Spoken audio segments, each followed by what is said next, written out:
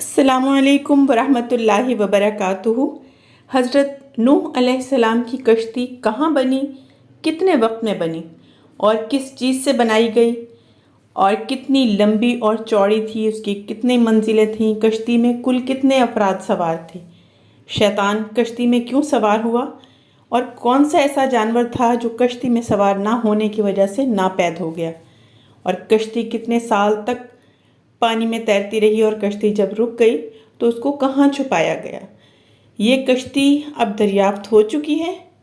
बिल्कुल, ये तमाम सवालात हैं जिनका आज हम जवाब देखेंगे। हज़रत नूह अलैहिस्सलाम की कौम कुफ्र और शिर्क में गर्क थी। शैतान की पैरोकारी करते हुए उन्होंने 5 बड़े बुत बना रखे थे जिनकी वो इबादत करते थे। उनका नाम वद, सुवा, यऊस, यऊक और नसर थे। इसके अलावा भी हर तरह की बुराई उस कौम में आम हो चुकी थी। फिर हज़रत इदरीस अलैहिस्सलाम के पड़पोते हज़रत नूह अलैहिस्सलाम ने नबूवत का ऐलान फरमाया और लोगों को एक खुदा की इबादत करने की दावत देने लगे।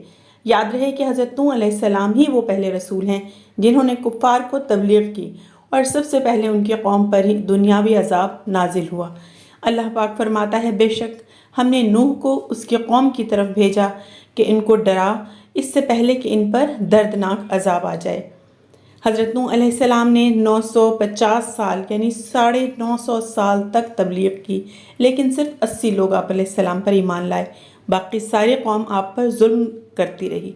बाज़ रिवायात के मुताबिक इराक़ का शहर राफिदीन आपका मस्कन था। कौम ने आप अलैहिस्सलाम पर एतराज़ात किए तो आप अलैहिस्सलाम ने उन्हें गौर व फिक्र की दावत दी और एतराज़ात के जवाब दिए और आप अलैहिस्सलाम से अज़ाब इलाही का उन्होंने मुतालबा किया तो आप अलैहिस्सलाम ने उन्हें तंबीह फरमाई। निज़ उन लोगों ने हज़रत नूह अलैहिस्सलाम से मुतकब्बिराना कलाम किया। आपकी कौम ने आपसे कहा कि अगर आप तबलीग से बाज ना आए तो हम आपको संसार कर देंगे। नाउज़ुबिल्लाह। आपकी कौम आपको पागल कहकर पुकारती थी और मरने से पहले हर शख्स अपनी औलाद को नसीहत करता था कि नूह दीवाने की बातों पर कान न धरना। फिर जब अल्लाह पाक ने वही की, जो ईमान ला चुके हैं उनके अलावा अब आप पर कोई ईमान ना लाएगा, तो फिर आपने बारगाह इलाही में मनाजात की और आपकी दुआ कबूल हुई और अल्लाह पाक ने आपको एक कश्ती बनाने का हुक्म दिया। अल्लाह ने हुक्म दिया कि कश्ती नूह में सवार होने वालों के अलावा दुनिया की तमाम मखलूक तबाह व बर्बाद कर दी जाए। कुरान पाक में इरशाद बारी ताला है, और नूह को वही हुई कि तुम्हारी कौम से मुसलमान ना होंगे मगर जितने ईमान ला चुके, तो गम न खा उस पर जो वो करते हैं और कश्ती बना हमारे सामने और हमारे हुक्म से, और जालिमों के बारे में मुझसे बात ना करना, वो ज़रूर डुबा दिए जाएंगे।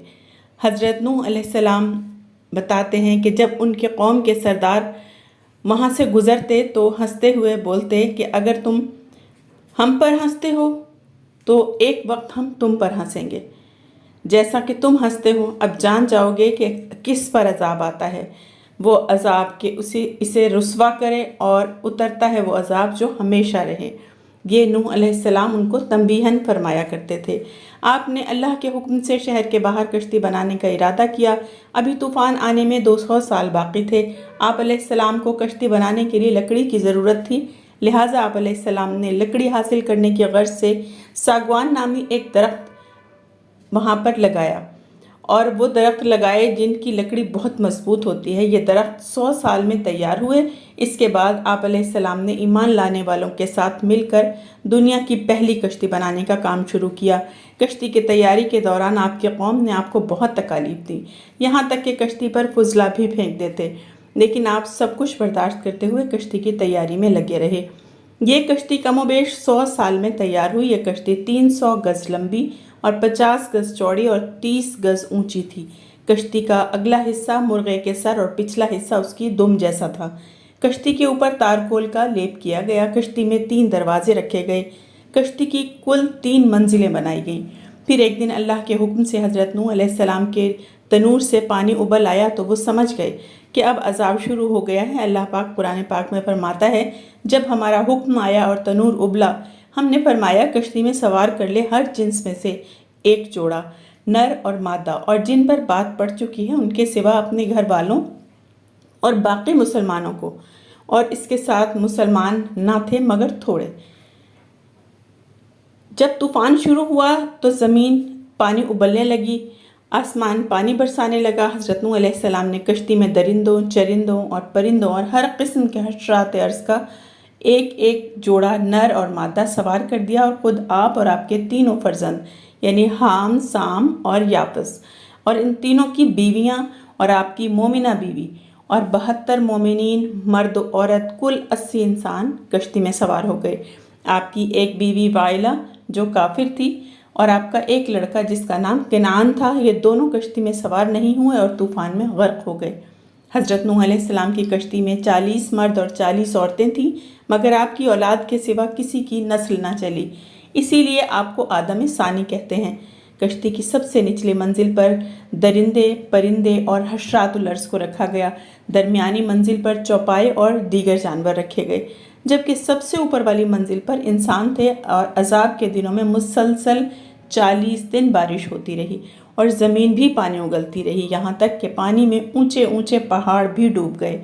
कश्ती के अलावा कोई भी इस तूफ़ान से न बच सका और 150 दिन तक ये कश्ती मुसलसल हिचकोले खाती रही।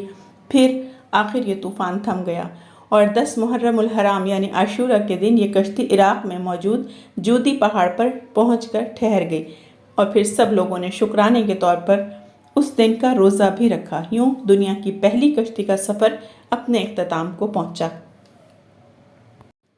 मशहूर जरीदे क्रिश्चियन साइंस के माहिरीन का कहना है कि कश्ती नूह की बाक़ियात मशरक़ी तुर्की में वाक़ कोह अरारात पर मिली हैं, जो कि 1400 फुट ऊंची चोटी है। कश्ती की 3 मंजिलें हैं और ये हज़ारों मीटर बर्फ़ के नीचे दबी हुई थी।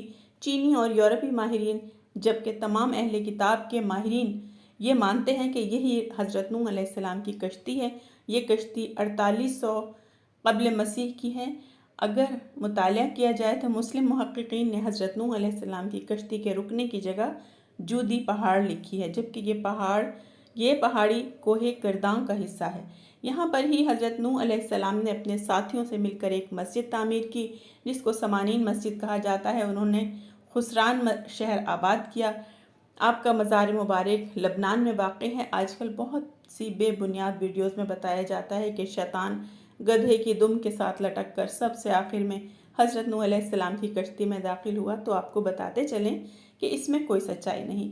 कश्ती में कोई भी जिन और शैतान मौजूद नहीं था और ना ही ऐसी कोई मुस्तनद रिवायत मौजूद है। सोचने की बात तो ये है कि अहकाम इलाही की नाफरमानी दुनिया और आखिरत में ज़िल्लत और रुसवाई का बाइस है। लिहाजा इबरत हासिल करें, अल्लाह पाक की नाफरमानियों से बचें। कुरान करीम के इस वाक़े से हमें यही सबक मिलता है कि कौम नूह अल्लाह पाक की नाफरमानियों की वजह से गर्क हुई।